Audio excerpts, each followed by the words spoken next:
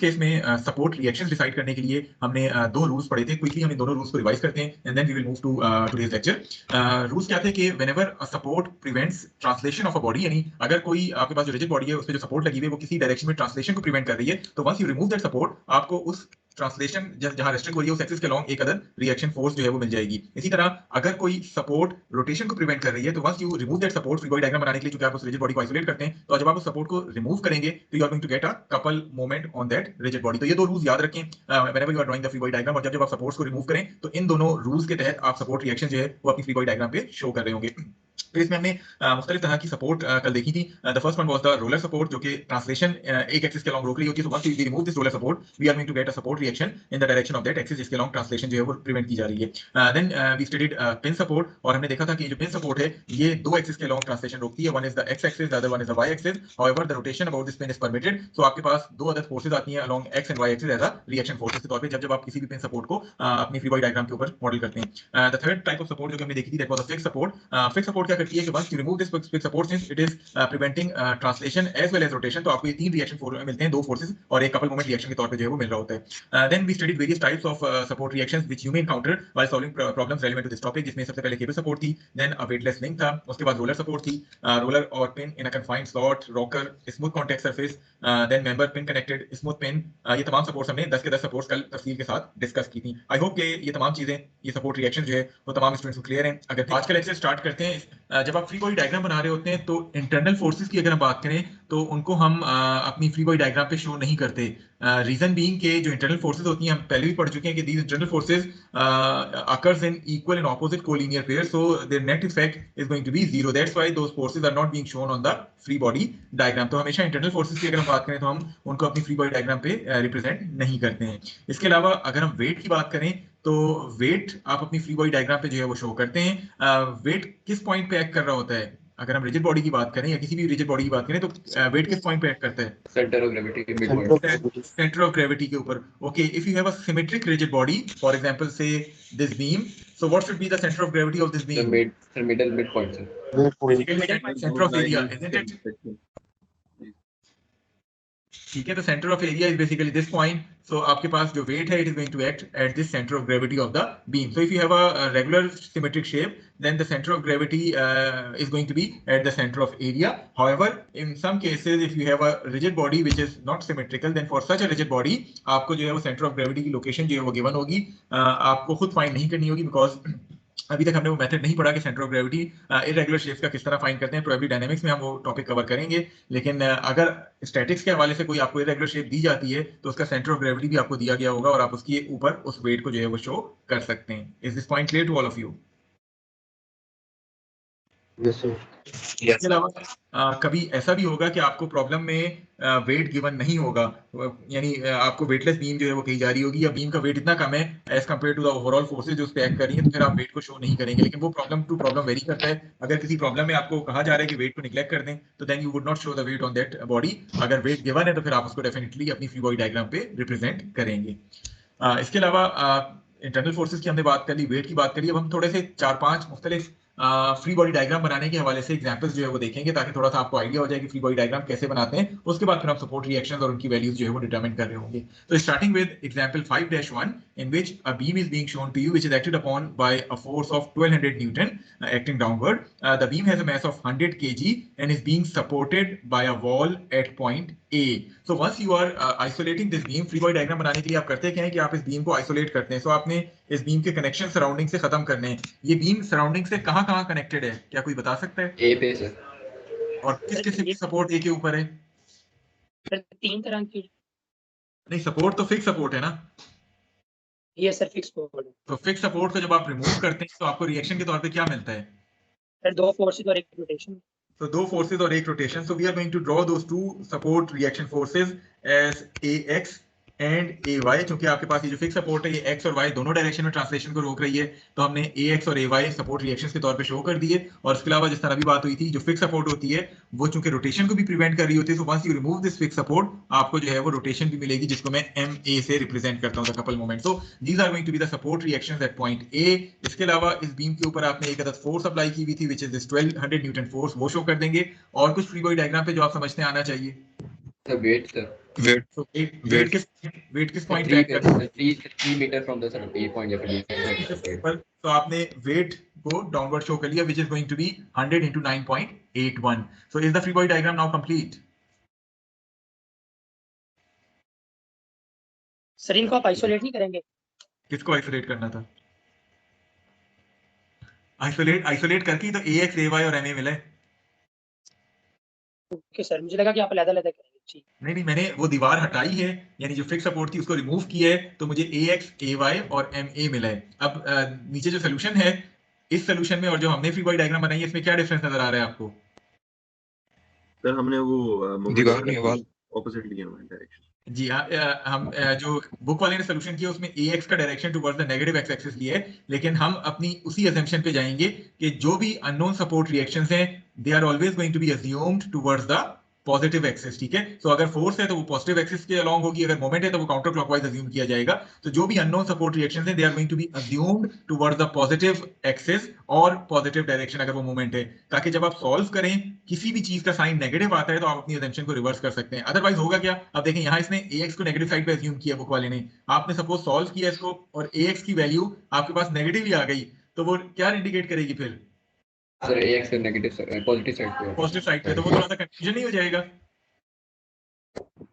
Sir, लेकिन sir अगर हमारा अभी सर आंसर नेगेटिव है, सर हमने पॉजिटिव नहीं किया तो हम तो सर उसको बाद में क्या दूसरी साइड पे कर देंगे सर? हाँ, नेगेटिव साइड पे। हम देखिए, अगर आपने पॉजिटिव अज्यूम किया, आंसर नेगेटिव आया, आप कह देंगे कि AX नेगेटिव साइड पे एक्ट कर रहा है, ये तो फिर भी लॉजिकल बनता है। लेकिन अगर आपने नेगेटिव अज्यूम किया और आंसर भी नेगेटिव आ गया, आपके यहाँ नेगेटिव नेगेटिव करके आपका AX पॉजिटिव हो रहा है, तो थोड़ा सा ज्यादा कंफ्यूजन मचाएगा। तो इसलिए बेहतर यही होता है कि हम एक ही अजम्पशन को फॉलो करें, और वो अजम्पशन क्या है कि ऑल द अननोन रिएक्शंस, बेशक वो फोर्सेस हैं या मोमेंट्स हैं, they are going to be assumed towards the positive side, ठीक है? ताकि आपको सोचना ना पड़े कि इनिशियली ये किस साइड पे था और ये नेगेटिव साइन किस क्या चीज रिप्रेजेंट कर रहा है, ठीक है?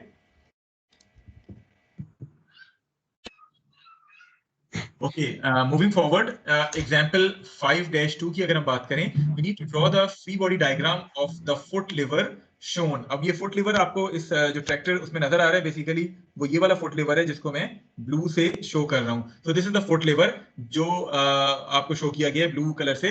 The operator applies a vertical force. अब इस पे हो क्या रहा है कि ऑपरेटर अपने पैर से एक अदद वर्टिकल फोर्स जो है वो अप्लाई कर रहे हैं at this end of the foot lever, a vertical force to the pedal so that the spring is stretched 1.5 inches. ये वाला जो स्प्रिंग है पॉइंट A के ऊपर लगा हुआ, ये 1.5 इंचेस स्ट्रेच होता है, और ये जो शॉर्ट लिंक लगा हुआ है पॉइंट B के ऊपर, इसके अंदर जो फोर्स डेवलप होती है ये 20 पाउंड है। सो अगर हम देखें, इसको थोड़ा सा सिंप्लीफाई करके बनाना चाहें, जो हमारे पास सिंप्लीफाइड सिस्टम इस बुक वाले ने दिया है वो कुछ इस तरह का ये फुट लेवर बन रहा है। इसमें पॉइंट A के ऊपर पिन जॉइंट है, पॉइंट B के ऊपर लिवर लगा हुआ है, अगर मैं इसको पॉइंट C कहता हूं तो उसके ऊपर स्प्रिंग लगा हुआ है, और पॉइंट D के ऊपर जो है वो एक अदद फोर्स अप्लाई हो रही है। So this is the system which is being shown to you. आपसे कहा जा रहा है कि आपने इस फुट लिवर की फ्री बॉडी डायग्राम जो है वो बनानी है। Okay, now in order to draw the free body diagram of this foot lever, we need to isolate this foot lever from its surrounding. ये किन किन जगहों से सराउंडिंग से कनेक्ट है, क्या कोई बता सकता है? सर B पे और सर C पे और A पे, isn't it? Yes sir B पे कनेक्टेड नहीं सर? हाँ, A पे, B पे और C तीनों पॉइंट से ये ग्राउंड से कनेक्टेड है। A पे पिन जॉइंट के थ्रू ग्राउंड से कनेक्टेड है, B पे एक शॉर्ट लिंक लगा हुआ है, और C के ऊपर स्प्रिंग लगा हुआ है। तो तीन जगहों से ये ग्राउंड से कनेक्टेड है। इट मींस कि मैं इसको आइसोलेट करते हुए ये तीनों कनेक्शन जो है वो खत्म करूंगा। स्टार्ट करते हैं। जी पूछें। सर वो ऐसे ओरिजिनल जो इमेज है उसमें तो सर ए पे कोई नजर नहीं आ रहा कि ए पे कहीं से कनेक्टेड है।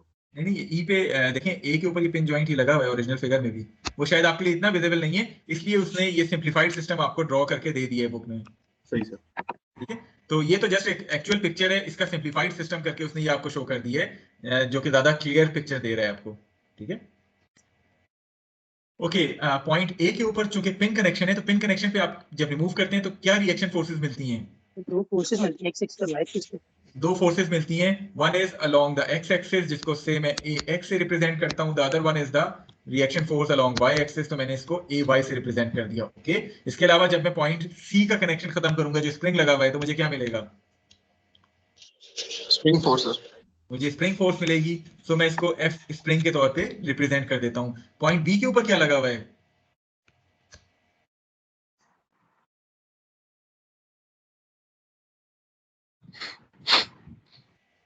शॉर्ट लिंक लगा हुआ है, isn't it?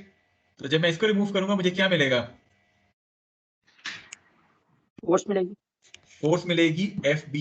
अगर आपको याद हो हम उन सपोर्ट रिएक्शन पे जाएं, ये फिगर 2 जो आपको या सपोर्ट रिएक्शन 2 जो दिखाया गया वो क्या है कि once you remove this link आपको इस लिंक के डायरेक्शन में एक अदद फोर्स मिल जाती है। तो यहाँ भी एग्जैक्टली वही चीज है, आपके पास एक अदद लिंक लगा हुआ था, आपने जब उसको रिमूव किया तो आपको फोर्स FB मिल गई है जो कि ऑलरेडी आपको गिवन है 20 पाउंड्स के तौर पे। This force is given to you as 20 pounds in the question. Okay, what about the spring force?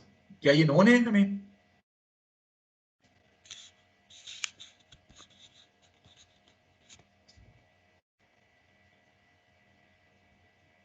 Spring force होती किसके बराबर है? K delta x.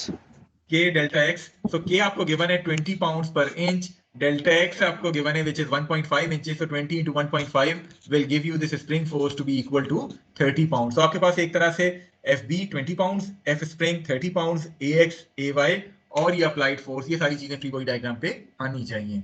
So I hope कि ये वाली फ्री बॉडी डायग्राम तमाम लोगों को क्लियर है। इसमें भी अगेन हम अपनी अजम्पशन पे चलेंगे, हमने AX को towards the positive axis assume किया है ताकि जब इसका साइन नेगेटिव आए तो हम अपनी अजम्पशन को रिवर्स कर लें, रादर देन कुछ रिएक्शन फोर्सेस पॉजिटिव अज्यूम करें, कुछ रिएक्शन फोर्सेस नेगेटिव अज्यूम करें और फिर बाद में खुद हमें पता ना चल रहा हो कि नेगेटिव साइन क्या रिप्रेजेंट कर रहे हैं। ठीक है, Yes, sir. चलें। सो मूविंग फॉरवर्ड, प्रॉब्लम कुछ करते हैं डायग्राम से हम हवाले बी के ऊपर भी AX और AY नहीं कर सकते? देखिए बी के ऊपर तो स्प्रिंग लगा नहीं, बी के ऊपर शॉर्ट लिंक लगा हुआ है ना, आप इसके ऊपर AX AY नहीं करेंगे। इसलिए मैंने आपको समझाने के लिए सेकंड सपोर्ट रिएक्शन की हवाला दिया था कि आपके पास जब भी लिंक रिजिड बॉडी किसी लिंक के साथ कनेक्टेड होगी, आप इस लिंक को रिमूव करेंगे तो आपको इस लिंक के डायरेक्शन में एक अदद फोर्स मिल जाएगी। एक तरह से आप अगर देखना चाहते हैं वो फोर्स को आप रिजॉल्व कर सकते हैं into its two components Fx Fy अगर आप करना चाहते हैं तो, लेकिन Fx Fy से नंबर ऑफ अननोन्स आपके वैसे भी इंक्रीज कर जाते हैं, तो आप इसको F के तौर पे ही लेके सॉल्व करें तो it would give you a much direct solution. ठीक है, ओके सर। चलें अब थोड़ा सा एक्सरसाइज के प्रॉब्लम्स देखते हैं फ्री बॉडी डायग्राम के हवाले से, starting with problem 5-2। You have a member AB which is being connected with the surroundings at point B using a pin and at point A using a roller. You need to draw the free body diagram of this member AB. कैसे draw करेंगे free body diagram? Point B को जब isolate करेंगे तो क्या हमें reaction मिलेगा?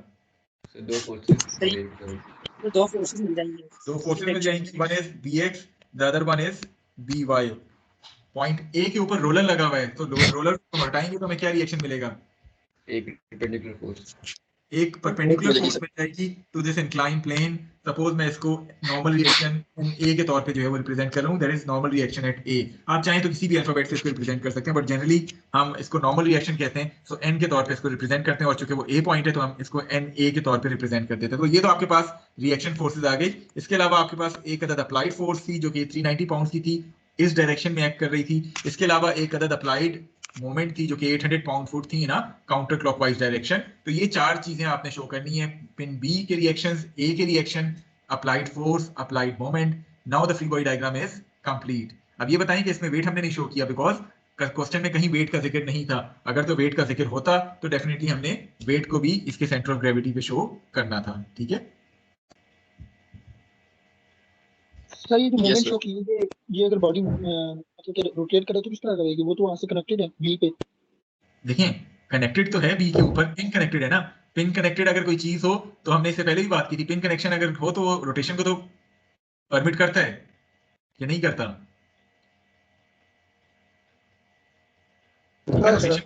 Rotation को तो करता है ना, इसीलिए फिर ये मूवमेंट एक्ट कर सकती है। सर वो जहाँ पे वेट पड़ा है ना, वहाँ पे वेट पड़ेगा तो वो रोलर आगे मूव करेगा इस तरह का। देखिए अब इस सूरत में आप अगर चाहें, अगर इसको इस डायरेक्शन में मूव कराना चाहें बॉडी को तो ये मूव कर जाएगी पॉइंट B के अबाउट।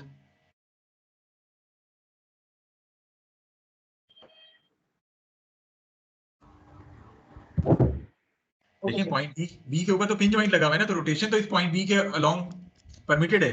अगर फिक्स सपोर्ट होती तो फिर दायरा रोटेशन प्रिवेंट हो जाती, लेकिन पिन जॉइंट तो रोटेशन को अलाउ करता है ना, तो इसलिए और दूसरी बात ये कि आप एक मोमेंट या टेंडेंसी ऑफ रोटेशन अप्लाई कर रहे हैं, अब इसके नतीजे में रिजिड बॉडी रोटेट हो रही है या नहीं हो रही वो और बात है। ये एक अप्लाइड मोमेंट आप अप्लाई कर रहे हैं, इसकी वजह से आपके ये नॉर्मल रिएक्शन की वैल्यू जो है वो हो सकता है इस फोर्स की या इसकी वजह से चेंज हो, लेकिन आप एक रोटेशन तो अप्लाई कर रहे हैं ना, वो बॉडी रोटेट हो रही या ना हो वो और बात है, लेकिन एक टेंडेंसी ऑफ रोटेशन तो है ना। ओके सर एग्जैक्टली ठीक है, सही है। चलिए इसका मजीद कॉम्प्लिकेटेड प्रॉब्लम देखते हैं। आपके पास 5-4 में क्या है कि एक अदद बीम है which is being supported by a rope at point B and point E. इसके अलावा आपने एक अदद वेट पॉइंट सी के ऊपर लगाया हुआ है। So how you are going to draw the free body diagram of this beam. Point A के ऊपर किस किस्म का कनेक्शन है? Sir fix. सर Pin है pin sir. Connection pin connection है, फिक्स कनेक्शन तो नहीं है। Yes sir yes sir. So point A के ऊपर क्या आना चाहिए रिएक्शन फोर्स? आ जाएगा परपेंडिकुलरली आ जाएगा कॉन्टैक्ट। सो ये दो रिएक्शन आ जाएंगे AX और AY, ऐसे ही है। जी सर। अच्छा, पॉइंट बी और पॉइंट ई के ऊपर क्या आना चाहिए? टेंशन आ जाएगी वहाँ। टेंशन आएगी। क्या मैं इसको T1 और T2 के तौर पे रिप्रेजेंट करूंगा जी सर। या दोनों को T के तौर पे कर लूंगा? सर दोनों को मर्जी है सर। दोनों को ठीक है सर, दोनों को ठीक है। नहीं, क्या ये दो डिफरेंट होंगी या सेम होंगी? सर सेम होंगे। सर होंगी तो डिफरेंट Same मगर हम होगी समझ because पाएगा। we have one single rope starting from ये point B सेम होगी क्योंकि वो passing over the pulley D and C। तो चूंकि रोप एक है तो हमने पहले भी पढ़ा है कि रोप के हर पॉइंट पे the tension would remain same. So that's why I am not going to write it as T1 and T2 because फिर हमारे पास नंबर ऑफ अननोन्स बढ़ जाएंगे। T1 अलग होगा, T2 अलग होगा, ऐसा नहीं है। ये चूंकि एक ही वैल्यू टेंशन की है तो we are going to assume it as either T, या दोनों को T1 ले लें या दोनों को T2 ले लें, जिस तरह भी आप इसको रिप्रेजेंट करना चाह रहे हैं। ओके, और कुछ लेकिन जो मैं एंगल की वैल्यू कम ज्यादा नहीं है, एक लोग पे दूसरी नहीं, वो तो एंगल तो ज्यादा होगा लेकिन जो T का मैग्नीट्यूड है that would remain same. Exactly ऊपर पुली लगी हुई है ना, सही है। जी। अच्छा, अब और बताएं, कुछ और फ्री बॉडी डायग्राम पे आना चाहिए। Wait wait sir wait which Sir, would be C line acting पे at जो point C। So अब फ्री बॉडी डायग्राम कंप्लीट है। कोई क्वेश्चन आपका इस फ्री बॉडी डायग्राम के हवाले से? अगर इस बीम का अपना वेट गिवन होता, सपोज अभी यहाँ क्वेश्चन में तो नहीं गिवन, क्वेश्चन में तो ये है कि बीम जो है वो 80 kg लोड को पॉइंट सी पे सपोर्ट करिए। हाउएवर अगर मैं आपसे कहता इस बीम का अपना वेट जो है वो 100 kg है, तो वो कहाँ एक्ट करता? मास टोटल लेंथ बीम की कितनी है? 5.5 सर। 5.5। so 5.5 का आधा क्या हुआ? 2.7 2.75। तो 2.75 पॉइंट के ऊपर अगर वेट गिवन होता तो यहाँ एक्ट करता बीम का। ठीक है, yes sir moving forward to problem 5-5 in which a truss is given to you. This truss is being supported at point C by a pin joint and at point A by a rope. So you need to draw the free body diagram of this truss जो कि आपको ये show की गई है। तो truss आपको given है, ये point C के ऊपर पिन कनेक्टेड है। अगेन पिन कनेक्शन के ऊपर रिएक्शन फोर्सेस क्या क्या मिलती हैं जब आप आइसोलेट करेंगे? सर परपेंडिकुलर और हॉरिजॉन्टल तो ये दो आपको फोर्सेस मिल गई CX और CY। इसके अलावा पॉइंट ए के ऊपर रोप लगी हुई है। सो जब आप इस रोप को रिमूव करेंगे तो आपको क्या मिलेगा? सर टेंशन फोर्स तो टेंशन इन दिस रोप मिलेगी which would be acting at an angle of 30 degrees. इसके अलावा आपके पास दो अदर अप्लाइड फोर्सेस हैं, 3 किलो न्यूटन की, 4 किलो न्यूटन की। So now the free body diagram is complete. कोई चीज मिस तो नहीं कर गए हम? नहीं सर। अच्छा चलें, अब अगर मैं आपसे थोड़ा सा चेंज करता इस प्रॉब्लम को, मैं आपसे कहता कि आपके पास ये बीम पॉइंट ये जो राइट एक्सट्रीम एंड है, सपोज मैं इसको पॉइंट डी कहता हूँ, इस पॉइंट डी से फिक्स सपोर्ट हुई हुई है। अब क्या आना था फिर? दो रिएक्शन फोर्सेस और एक मूवमेंट आएगा यहाँ से तो- 3 फोर्सेस लेकर आती है। तो यहाँ से मैं इसको dx और dy लिख लेता। दो तो रिएक्शन फोर्सेस आ गई। इसके अलावा क्या आना था? Rotation force. रोटेशन आ जानी थी, मोमेंट आ जानी थी, जिसको मैं m d से रिप्रेजेंट करता अगर ये पॉइंट डी के ऊपर फिक्स सपोर्ट होगी। लेकिन चूंकि पॉइंट डी हवा में है, कहीं से कनेक्ट नहीं हुआ हुआ, तो इसके ऊपर फिर किसी किस्म की फोर्स नहीं आएगी। Is this point clear to all of you?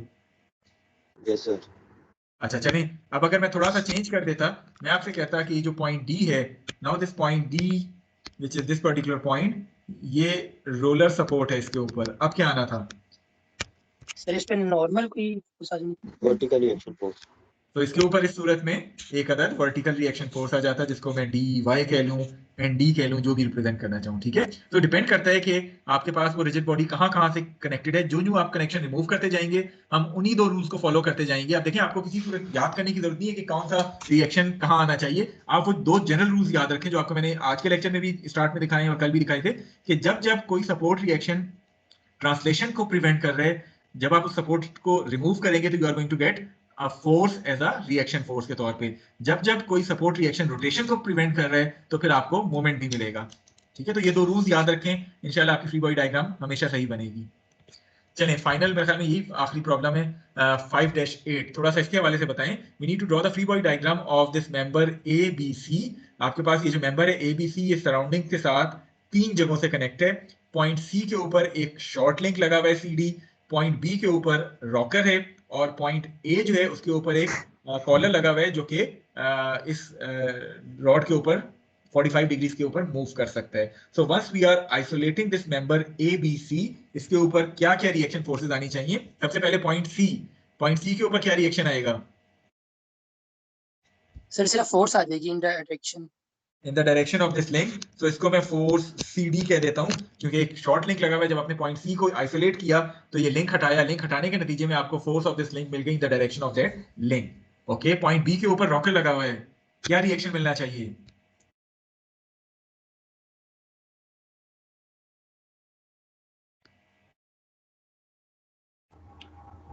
Normal force. Normal force. आपके पास पॉइंट बी के ऊपर ये एक अदर नॉर्मल फोर्स आ गई। ठीक है, ये पॉइंट क्लियर है?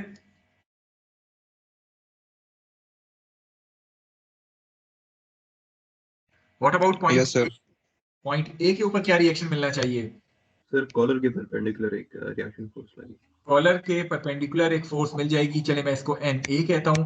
डायरेक्शन इसका जिस तरह भी आपने बताया, ये जो कॉलर की ट्रांसलेशनल एक्सिस है इसके परपेंडिकुलर आपको ये एन ए मिल जाएगा। इसके अलावा आपके पास एक अदद अप्लाइड फोर्स है, एक अदद अप्लाइड मोमेंट है। तो ये आपने अपनी फ्री बॉडी डायग्राम पे शो कर दिए। Now your free body diagram is complete. Is this point clear to all of you? Sir point D connected नहीं है। देखिए पॉइंट डी तो कनेक्टेड है, लेकिन हम मेंबर ए बी सी की फ्री बॉडी डायग्राम बना रहे हैं। तो Okay, sir. हमें तो इस मेंबर को आइसोलेट करना है ना। ये फर्दर पॉइंट सी आगे कहां से कनेक्ट है हमें इससे गर्ज नहीं है। तो सर ये जो रॉकर है सर ये हॉरिजॉन्टल मूवमेंट अलाउ करता है? जी जी, रॉकर हॉरिजॉन्टल मूवमेंट अलाउ कर देते हैं। ठीक। अगर यहाँ में रॉकर के बजाय पिन कनेक्शन दे देता फिर मुझे दोनों डायरेक्शन में मिलने थे, क्योंकि पिन कनेक्शन आपकी दोनों ट्रांसलेशन को रेस्ट्रिक्ट कर देता है। ठीक है सर। ठीक है। Okay, now once you are familiar with how to draw the free body diagrams in 2 dimensions, the next step is after drawing the free body diagram, you need to apply the conditions of equilibrium which we have studied at the very start of this chapter.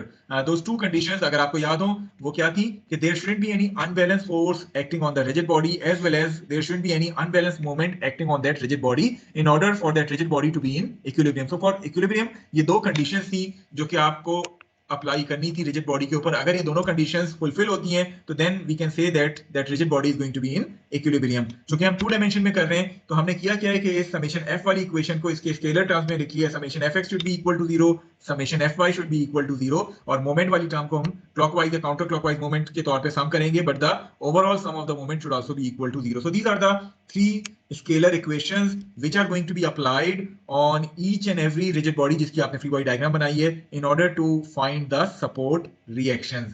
Now here summation fx and summation fy represents the algebraic sum of the x and y components of all the forces acting on the rigid body, whereas summation mo represents the algebraic sum of all the couple moments and the moments of all the forces acting on that rigid body. तो आपके पास उस rigid body को equilibrium में लाने के लिए ये 2 conditions हैं जो सेटिस्फाई होनी चाहिए कि उस पर किसी किस्म की कोई अनबैलेंस फोर्स या कोई अनबैलेंस मोमेंट जो है वो एक्ट नहीं करनी चाहिए। सो आप तमाम रिजिड बॉडीज पे ये 3 इक्वेशन अप्लाई करेंगे, summation F equal to 0, summation F y equal to 0 and summation M equal to 0। Is this point clear to all of you?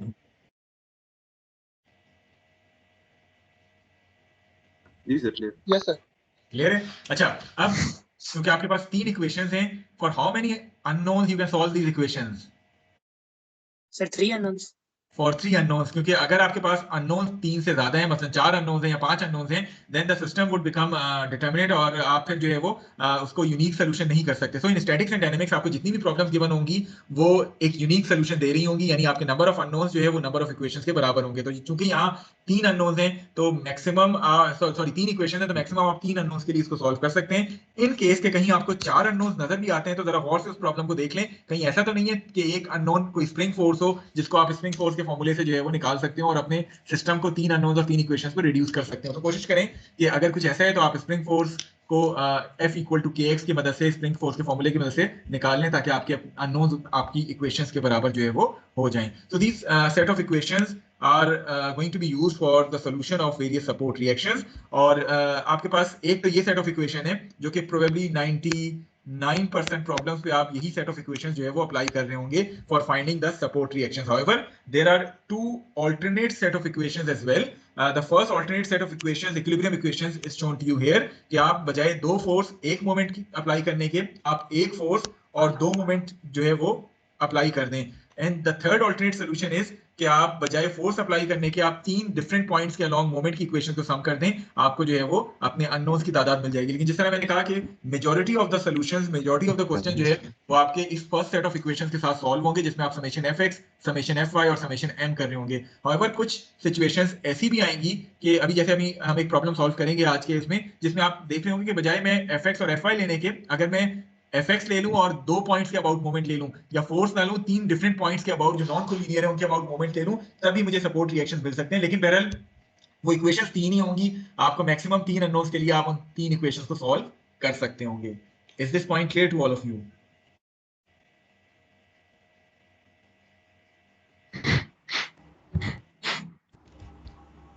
जी, is this point clear to all of you? Yes sir. Yes. ठीक है. तो generally हम ये पहला set of equation इस्तेमाल कर रहे होंगे अपने ज्यादातर प्रॉब्लम्स पे. लेकिन अभी जस्ट आपको समझाने के लिए आज जो हम एग्जांपल करेंगे उसमें मैं आपको बताऊंगा कि अगर आप चाहते तो पहले सेट के बजाय दूसरा सेट ऑफ इक्वेशन भी इस्तेमाल कर सकते थे, आपको जो है वो सेम सोल्यूशन मिलता. ठीक है. तो आपकी अपनी चॉइस है, दो फोर्स एक मोमेंट, एक फोर्स दो मोमेंट या तीनों मोमेंट आप लेके अपने सपोर्ट रिएक्शन जो है वो डिटरमिन कर सकते हैं. ठीक है. जस्ट आपको समझाने के लिए अभी आज हम एक एग्जांपल करेंगे and then we are going to stop here. बाकी एग्जांपल्स और प्रॉब्लम इंशाल्लाह नेक्स्ट लेक्चर में करेंगे, नेक्स्ट वीक के लेक्चर में. ओके, सो एग्जांपल 5-5 की अगर हम बात करें, आपको एक अदद बीम दिखाई गई है. You need to determine the support reaction on this beam at point A and B as shown in the figure. The beam is acted upon by three forces, 200 Newton, 100 Newton and 600 Newton force. Neglect the weight of the beam. तो सबसे पहले तो free body diagram, चूंकि time थोड़ा सा short है, free body diagram पे आते हैं. पॉइंट A के ऊपर रॉकर लगा हुआ है, पॉइंट B के ऊपर पिन जॉइंट है. तो B के ऊपर कौन कौन सी फोर्सेस आनी चाहिए? x की डायरेक्शन में और y की डायरेक्शन. x की डायरेक्शन में, तो मैं इसको लिख लेता हूँ bx और by. A के ऊपर रॉकर लगा हुआ है, रॉकर के लिए मुझे कौन सी रिएक्शन फोर्सेस मिलनी चाहिए? तो it is going to be normal reaction force, जिसको मैं, चूंकि y डायरेक्शन में आ रही है तो मैं इसको ay के तौर पे रिप्रेजेंट कर दूं. ठीक है. So free body diagram complete हो गई. मेरे पास तीन अप्लाइड फोर्सेस हैं, वेट मुझे शामिल नहीं करना है. तो now the free body diagram is complete. So shall I start solving this free body diagram ताकि मैं सपोर्ट रिएक्शन जो है वो डिटरमिन कर सकूं? जी सर. चलें. अब चूंकि मैं इसको पहले कन्वेंशनल सेट ऑफ इक्वेशन से सॉल्व करने की कोशिश करता हूं, मैं इस पे अप्लाई करता हूं fx, यानी summation fx should be equal to 0. What are the forces acting along the x direction? bx 100 sin 45. bx plus 600 cos 45. ऐसे ही है. yes sir. Should be sir equal sin to, 45 भी है.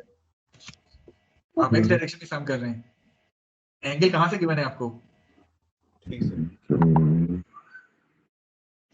So once you solve it, you are going to get the value of bx to be equal to minus 424 Newton. What does this negative sign indicates?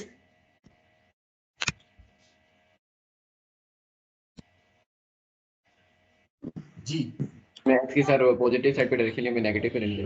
हाँ, जो हमने assume की है bx की direction, bx उसके opposite direction में act कर रहा है, यानी टुवर्ड्स द नेगेटिव एक्सिस. अब देखें, इसमें ज्यादा सोचना नहीं पड़ा. आपने हर चीज को पॉजिटिव एक्सिस के अलोंग अज्यूम किया है. जैसे नेगेटिव साइन आया, आप लेंगे वो नेगेटिव डायरेक्शन में. अदरवाइज अगर आप असम्पशन फॉलो ना करें, आप कुछ को पॉजिटिव लें, कुछ को नेगेटिव लें, तो फिर आपको बहुत सोचना पड़ेगा कि हमने इनिशियली इसको अज्यूम कहाँ किया था, और उसके हिसाब से सोल्यूशन जो है वो वेरीफाई करना पड़ेगा आखिर में. Okay, now moving forward, what about summation fy? इसमें कौन कौन सी टर्म्स आनी चाहिए? सर ay by और minus 100 सर, और फिर 600 sin 45.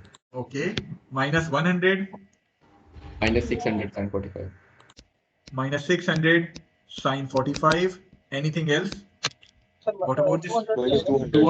200 न्यूटन भी होगा सर. तो 200 भी होगा, and that should be equal to 0. चूंकि दो अननोन्स हैं ay by, तो मैं इसको कह देता हूँ this is my equation number 1. चूंकि दो अननोन्स हैं, इट मींस कि मुझे एक और इक्वेशन कहीं से चाहिए ताकि मैं इसको सॉल्व कर सकूं. ओके, मोमेंट मैं पॉइंट B के अबाउट ले लूं.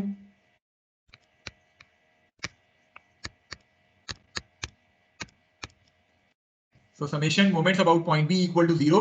bx और by की वजह से कोई मोमेंट आएगा?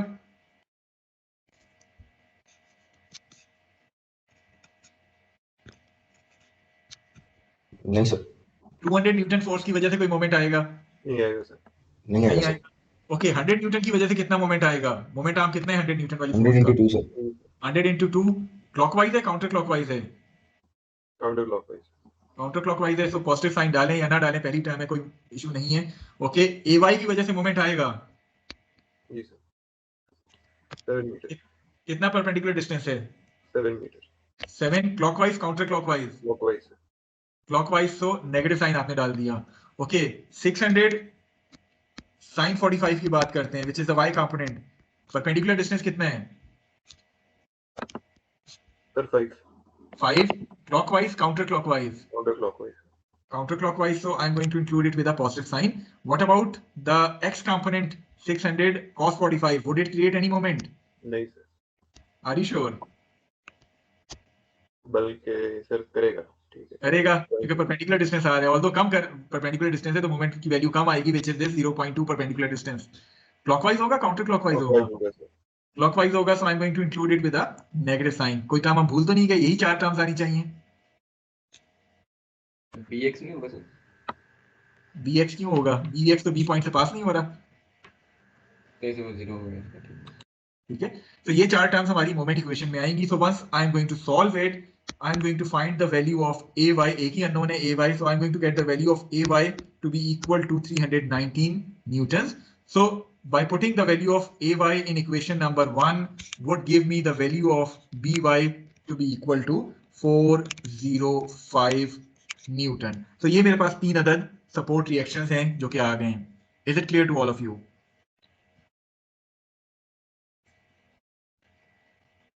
जी सर। अच्छा चलें, जस्ट आपको समझाने के लिए जो अभी हमने डिफरेंट सेट ऑफ इक्वेशंस की बात की थी, अगर मैं समेशन fy के बजाय कोई मोमेंट की इक्वेशन लेना चाहता तो मुझे डायरेक्टली उसकी वैल्यू नहीं मिल जानी थी by की। मसलन मैं आपसे अगर कहता positive summation moments about point a equal to 0, इस सूरत में मुझे क्या इक्वेशन मिलनी थी? क्या आप बता सकते हैं?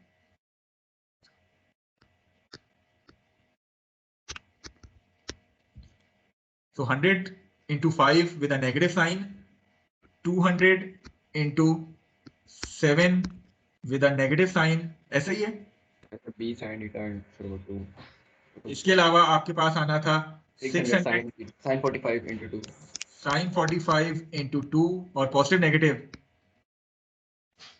positive negative. What about 600 cos 45? Yes sir, वो भी 0.2 मिला था वो 0.2 हो जाता, positive negative sir. Negative sir. Negative. अच्छा, और कुछ जो यहाँ आना चाहिए? सर bx by का देखिए bx तो इससे पास हो रहा है पॉइंट a हाँ, से, तो by bx तो नहीं आएगा, by लेकिन आएगा। ठीक है, by का 7 आ जाएगा और क्लॉकवाइज होगा counter clockwise? Sir counter counter clockwise. Counter clockwise. So आप जब इसको सॉल्व करेंगे डायरेक्टली आपको यहाँ से by की वैल्यू जो है वो मिल जाएगी, बजाय इसके कि आपको दो अननोन्स मिलते और फिर आप पहले ay निकाल के by की वैल्यू लाते। अगर आप ये सेट यूज करते तो you will automatically gate the value. तो कहने का मकसद यही है कि जनरली 99% टाइम आप समेशन fx, समेशन fy और समेशन m इस्तेमाल कर रहे होते हैं, लेकिन थोड़ा सा अगर आप सोचें, अगर आप चाहें तो एक फोर्स, दो मोमेंट या इवन तीन मोमेंट्स की इक्वेशन को अप्लाई करते हुए भी अननोन्स की वैल्यू डिटरमिन कर सकते हैं। Is this point clear to all of you?